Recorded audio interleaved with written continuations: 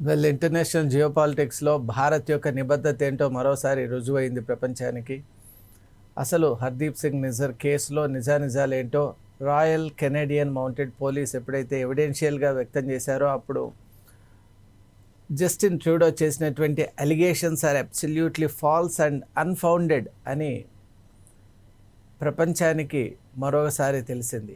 ఇది నిజంగా భారత్కు ఒక మంచి it's a good news for Bharat అని అనుకోవచ్చు. ఎందువల్ల అంటే మొదటి నుంచి చూస్తే భారత్ ఎప్పుడు కూడా ఉగ్రవాదాన్ని ప్రోత్సహించడం కానీ లేదా ఇలా సెపరేటిస్ట్ను వెంటాడి వాళ్ళపై మర్డర్ అటెంప్ట్స్ చేయడం కానీ ఇటువంటి ప్లాన్స్ కానీ ఇటువంటి సాబోటేజెస్ కానీ ఎప్పుడు కూడా తలపెట్టదు. We want to do things only in a methodical way. Bharat ఎప్పుడు కూడా ఒక పద్ధతిగా అలాగే న్యాయ మార్గాన్ని ఎప్పుడు అనుసరిస్తూ దానికి అనుగుణంగానే స్టెప్స్ తీసుకుంటూ ఉంటుంది. కానీ ఇప్పుడు ఉక్కుపాదంతో అణిచివేయడం కానివ్వండి, అలాగే ఏదైనా సమస్యలు వస్తే అక్రాస్ ద టేబుల్ డిస్కస్ చేయడం, ఒక హార్మోనియస్ సొల్యూషన్ ఇవ్వటం వంటి అంశాలనే ఎప్పుడు కూడా సమన్వయాత్మకమైన ధోరణితోనే ముందుకెళ్తుందని మరొక మారు కూడా మనం తెలియజేసుకోవడం జరిగింది.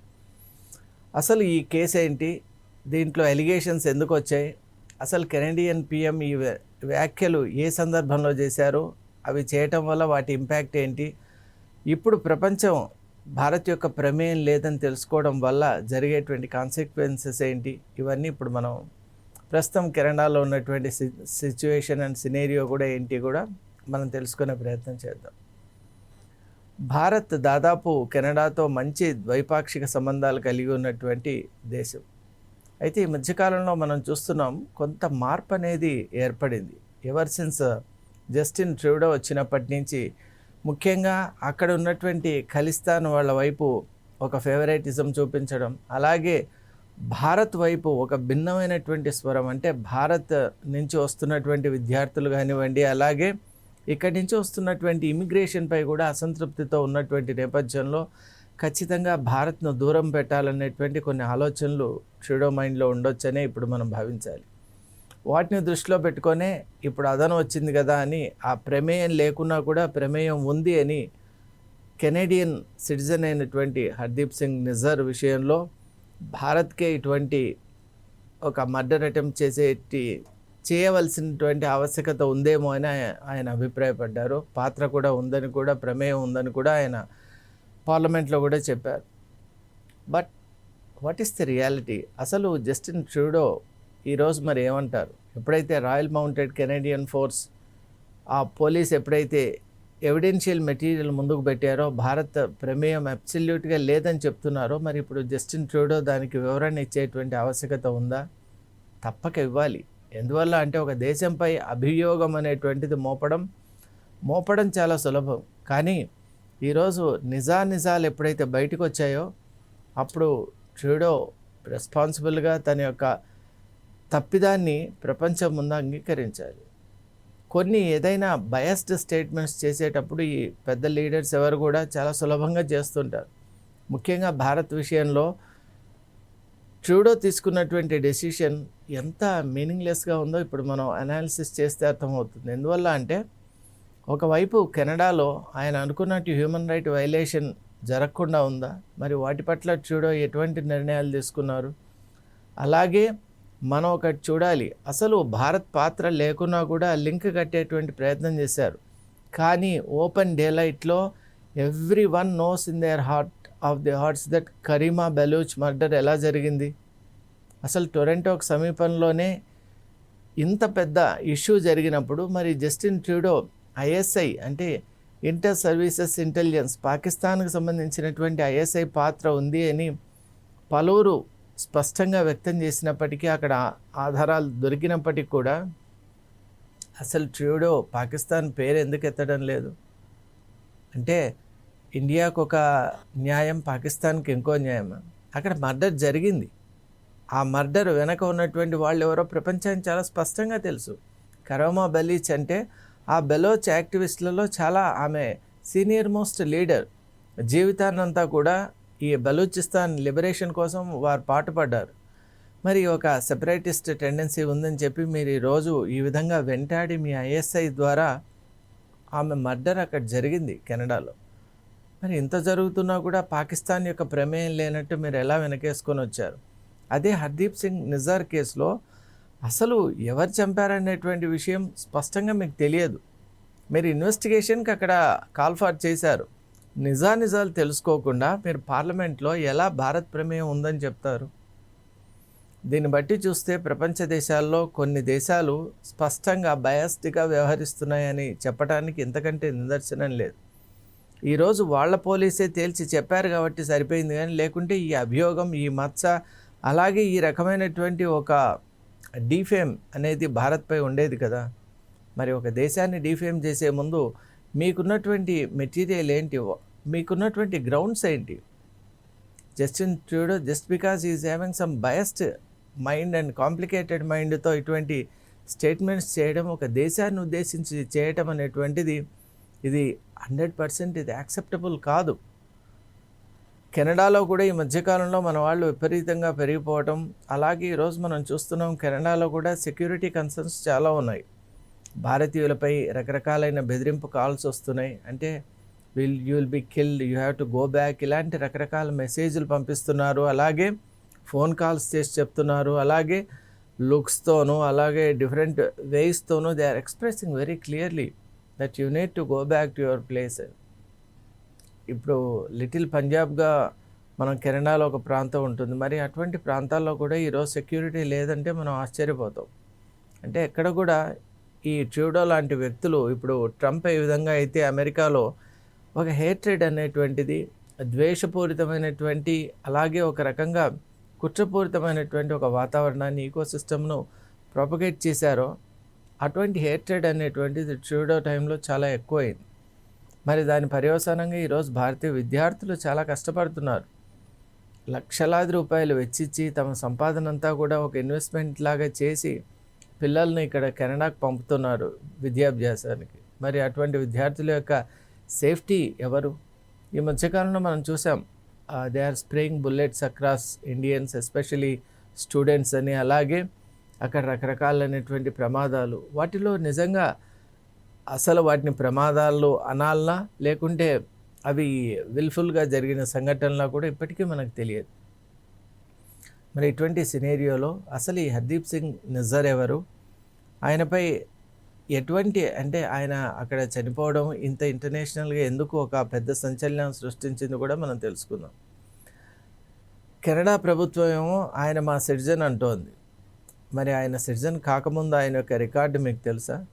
మరి సిటిజన్ అయిన తర్వాత కూడా ఆయన చేస్తున్నటువంటి యాక్టివిటీస్ గురించి మీరు ఎప్పుడైనా ఒక ఇన్వెస్టిగేషన్ కానీ ఆయనపై ఒక నిఘా ఉంచారా?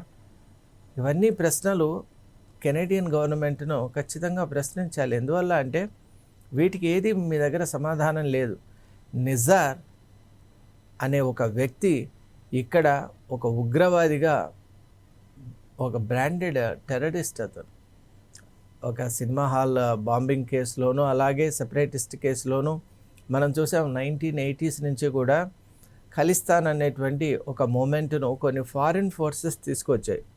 అసలు భారతదేశంలో ఉన్నటువంటి సిక్కులు ఎప్పుడు కూడా భారతదేశాన్ని కోరారు. అసలు మన ఆర్మీలో కూడా మేజర్ రోల్ వాళ్ళే ప్లే చేస్తున్నారు. వాళ్ళల్లో ఉన్నటువంటి ఆ ఇండియన్నెస్, అలాగే మన దేశం పట్ల వాళ్ళకు ఉన్నటువంటి అపారమైన దేశభక్తి అటువంటిది. అయితే ఈ మధ్యకాలంలో పాకిస్తాన్ ఏం చేస్తుందంటే ఒక వెంజెన్స్ ఉంది దానికి. అంటే ఈస్ట్ పాకిస్తాన్ బంగ్లాదేశ్గా మనం యుద్ధం చేయటం వల్ల ఈస్ట్ పాకిస్తాన్ విడిపోయింది. దాన్ని దృష్టిలో పెట్టుకొని ఎలా అయినా కూడా తనకు దగ్గరలో ఉండేటువంటి ఆ పంజాబ్ను కూడా విడగొట్టి భారత్లో భూభాగాన్ని కూడా అదే విధంగా పోగొట్టాలి అని ప్రయత్నం చేస్తారు. కానీ అక్కడ ఈస్ట్ పాకిస్తాన్కు ఇక్కడ ఉన్నటువంటి మీరు చెప్పేటువంటి ఖలిస్తాన్కు చాలా తేడాలు ఉన్నాయి. అక్కడ ఈస్ట్ పాకిస్తాన్లో మీ చేతిలో ఉన్నప్పుడు మీరు వాళ్ళని సెకండ్ గ్రేడ్ సిటిజన్స్ కంటే కూడా తక్కువగా చూశారు. పన్నులు విపరీతంగా విధించారు. అక్కడ విమెన్ అట్రాసిటీస్ చాలా జరిగాయి. అలాగే హ్యూమన్ రైట్ వైలేషన్స్ జరిగాయి. భాషా ప్రాతిపదికన వాళ్ళంతా కూడా బాంగ్లా అంటే బెంగాలీ మాట్లాడేవాళ్ళు కాబట్టి మీరు వాళ్ళని తక్కువగా చూశారు. అలాగే సేమ్ కమ్యూనిటీ అంటే సేమ్ ఇస్లాంకు చెందినా కూడా వాళ్ళను ఇక్కడ ఉన్నటువంటి మెయిన్ల్యాండ్ ఆఫ్ పాకిస్తాన్లో ఉన్నటువంటి వాళ్ళతో సమానమైనటువంటి గౌరవం కానీ, హోదా కానీ, అక్కడ డెమోక్రటిక్ వాల్యూస్ కానీ, అటువంటి ఇన్స్టిట్యూషన్స్ కానీ మీరు తీసుకురాలేదు. ఎకనామిక్ అష్యూరెన్స్ ఇవ్వలేదు, ఇండస్ట్రియల్ డెవలప్మెంట్ చేయలేదు, వాళ్ళకి కావాల్సినటువంటి ఇన్ఫ్రాస్ట్రక్చరల్ డెవలప్మెంట్ మీరు చేయలేదు. మరి ఇవన్నీ తప్పులు మీ దగ్గర ఉన్నందువలన వాళ్ళు ఇవి తట్టుకోలేక, పైపెచ్చు మీ మిలిటరీ చేసేటువంటి అరాచకాలను తట్టుకోలేక యుద్ధానికి సిద్ధమైనప్పుడు భారత్ సహాయం కోరింది. అప్పుడు మానవతా దృక్పథంతో భారత్ సహాయం చేసింది. యుద్ధంలో భారత్ ధాటికి తట్టుకోలేక పాకిస్తాన్ ఓడిపోయింది. ఇది నిజం కాదా? మరి చరిత్ర ఇలా స్పష్టంగా ఉంటే మరి దీన్ని దృష్టిలో పెట్టుకొని మా భూభాగాన్ని మీరు ఈ విధంగా తగ్గించారు కాబట్టి మీ భూభాగాన్ని కూడా మేము తగ్గిస్తామంటాం ఎంతవరకు సమంజసం చెప్పండి? అసలు మన దేశంలో పంజాబ్ ప్రాంతం అనేటువంటిది అగ్రికల్చరల్గా, అలాగే మనం చూస్తున్నాం అన్ని యాక్టివిటీస్లో కూడా వాళ్ళకి ఎక్కడ కూడా హక్కుల ఉల్లంఘన జరగలేదు. అలాగే వాళ్ళల్లో ఎప్పుడు కూడా ఇటువంటి భావన లేదండి, ఈరోజు కూడా లేదు. అది ఆర్టిఫిషియల్లీ క్రియేటెడ్ ట్రాన్స్ప్లాంటేషన్ అంటాం కదా, అలా ట్రాన్స్ప్లాంట్ చేశారు కొంతమందిలో.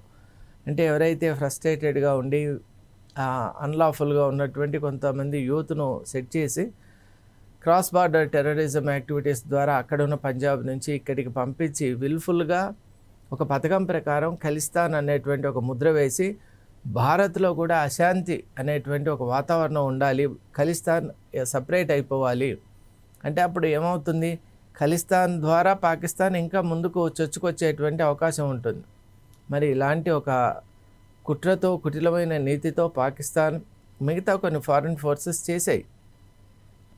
మరి అసలు ఇక్కడ ఉన్నటువంటి నేటివ్ సిక్ పాపులేషన్ ఆనాటికి ఈనాటికి ఏనాటికైనా సరే భారతే తమ దేశం, తాము భారతీయులుగానే భావిస్తున్నారు. అందువల్ల 1980స్లో మనం చూసాం అనేక రకాలైనటువంటి కుట్ర కోణాలు. అలాగే అది ఎంత దూరం వెళ్ళిపోయిందంటే ఆ కుట్రలు, వైషమ్యాలు, సెపరేటిస్ట్ టెండెన్సీస్, మనం ఆపరేషన్ బ్లూ స్టార్ అని గవర్నమెంట్ ఆఫ్ ఇండియా ఆర్డర్ చేయటం, ఎవరైతే భింద్రన్వాలే లాంటి సెపరేటిస్టులు ఇలాంటి వాళ్ళందరూ కూడా ఈ నిజార్ లాంటి వ్యక్తుల ఇటువంటి మనస్తత్వాలు ఉన్న వ్యక్తులందరినీ కూడా ఏరివేయటం, ఇదంతా మనం చూసాం. అలాగే కాన్సిక్వెన్స్ దీని యొక్క ప్రభావం కూడా కొంతమంది సిక్కులపై పడటం, ఆ తర్వాత ఇందిరాగాంధీ మాజీ ప్రధాని యొక్క హత్య జరగటం, బియాన్ సింగ్ అండ్ ఆమె యొక్క బాడీ గార్డ్స్ సత్వంత్ సింగ్, వీళ్ళ ఇద్దరికి కూడా మాస్టర్ మైండ్గా ఉన్నటువంటి కేఆర్ సింగ్. దీంట్లో బియాన్ సింగ్ అని ఇన్స్టెంట్గా చనిపోవడంతో సత్వంత్ సింగ్ అండ్ కేఆర్ సింగ్కు ఉరిశిక్ష విధించడం, ఇదంతా కూడా మనం చూసాం. అంటే ఒక రకంగా ఆ తర్వాత ఈ ఒక సెంటిమెంట్ వచ్చింది, యాంటీ సిక్ సెంటిమెంట్ రావడం, చాలా మ్యాసకర్స్ జరగడం, ఇవన్నీ కూడా అంటే ఒక రాంగ్ ఐడియాలజీ, ఒక రాంగ్ ఐడియా, అలాగే ఒక రాంగ్ థింకింగ్ ప్యాటర్న్ అనేటువంటిది సమాజంలో కనుక చొప్పిస్తే ఎటువంటి ప్రమాదాలు జరుగుతాయనటానికి ఇంతకంటే పెద్ద నిదర్శనం లేదు. కానీ భారత్ అనేటువంటిది ఎప్పుడు సమన్వయంతో ఉండేటువంటి దేశం, అలాగే విలువలతో కూడినటువంటి దేశం కాబట్టి, ఇంకోటి సమానత్వ ప్రాతిపదికతో ఉండే దేశం కాబట్టి ఈరోజు మనం చూస్తున్నాం పంజాబ్లో అద్భుతమైనటువంటి ప్రగతి ఉంది. అలాగే పంజాబ్ నౌ అసలు అటువంటి సపరేటిస్ట్ ఆలోచనలే ఇటు నుంచి వెళ్ళిపోయాయి, ఎప్పటికి కూడా రావు. పంజాబ్ అనేది భారతదేశానికి చెందినటువంటి ఒక ప్లేస్, ఇది వెరీ మచ్ ఇండియన్. మరి ఈ రోజుల్లో మనం చూసాం ఆర్టికల్ 370 రివోక్ చేసినాక జమ్మూ అండ్ కాశ్మీర్లో కూడా విప్లవాత్మకమైన మార్పులు మనం చూస్తున్నాం. అబ్సల్యూట్లీ అసలు ఫినామినల్ డెవలప్మెంట్స్ మనం చూస్తున్నాం.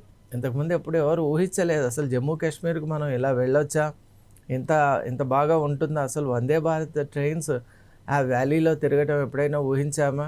ఇంకోటి గడ్డగట్టే చలిలోనైనా, ఫ్రీజింగ్ టెంపరేచర్స్లో అయినా మనం కాశ్మీర్ నుండి అక్కడికి ఇప్పుడు లదక్ వెళ్ళాలి అంటే మనకు టనల్ సిస్టమ్స్ ఉన్నాయి కాబట్టి, మనకు జోజిలా లాంటి పెద్ద పెద్ద టనల్స్ ఉన్నాయి కాబట్టి మనకు అవుట్ రీచ్ కూడా చాలా ఈజీ అయింది, ఇన్ఫ్రాస్ట్రక్చర్ పెరిగింది, యూనివర్సిటీస్ వచ్చాయి.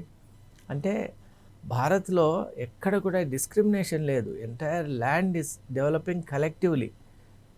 మరి ఇటువంటి స్పిరిట్తో భారత్ వెళ్తుంటే మీరు హర్దీప్ సింగ్ నిజర్ అనే అతను ఒక బ్రాండెడ్ టెర్రరిస్ట్, లుకౌట్లో ఉన్నటువంటి టెర్రరిస్ట్ విషయంలో మీరు ఇలాంటి ఆయన్ని వెనకేసుకొస్తూ అసలు ఈ టెండెన్సీస్ అనేవి సరి కాదండి. అక్కడ డిస్క్రిమినేషన్ వాస్తవంగా లేదు, ప్రజలు కూడా ఒప్పుకోవటం లేదు.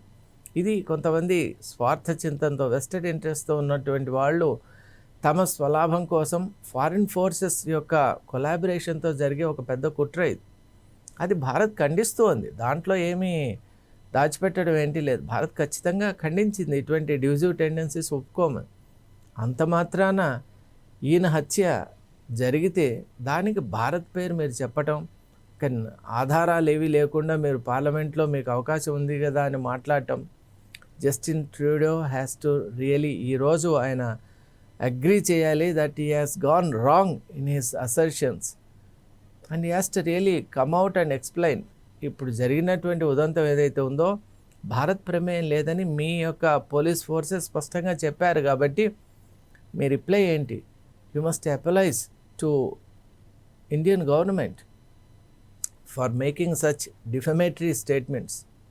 అలాగే మనం చూస్తున్నాం పాకిస్తాన్ చెందినటువంటి కరీమా బలోచ్ వ్యవహారంలో అసలు మీరు ఎందుకు మౌనంగా ఉన్నారు? దాని గురించి కూడా మీరు మాట్లాడాలి. ఒక హ్యూమన్ యాక్టివిస్ట్, ఒక ఫీమేల్ యాక్టివిస్ట్, ఆమె తమ జీవితాన్నంతటినీ కూడా బలూచిస్తాన్ డెవలప్మెంట్ కోసం, లిబరేషన్ కోసం పోరాడారు. మరి అటువంటి కరీమా బలోచ్ విషయంలో ఐఎస్ఐ చేసినటువంటి ఆ ఘాతుకాన్ని మీకు తెలిసి కూడా మీరు ఆ విషయంలో పాకిస్తాన్ ఒక్క మాట కూడా ఎందుకు అనటం లేదు? అంటే ఈ ద్వంద్వ వైఖరి, డబల్ స్టాండర్డ్స్ ఏంటి? అంటే what type of benefit you are expecting out of it అనేది కూడా ఈరోజు తెలియాల్సినటువంటి ఆవశ్యకత ఉంది. కాబట్టి ఏదేమైనా ఒకటైతే నిజం, భారత్ ఎప్పుడు కూడా అనైతికమైనటువంటి కార్యక్రమాలని చేపట్టదు. భారత్ ఎప్పుడు కూడా నిబద్ధతతో ఉండేటువంటి దేశం అని మరొక మారు రుజువైంది. Thank you.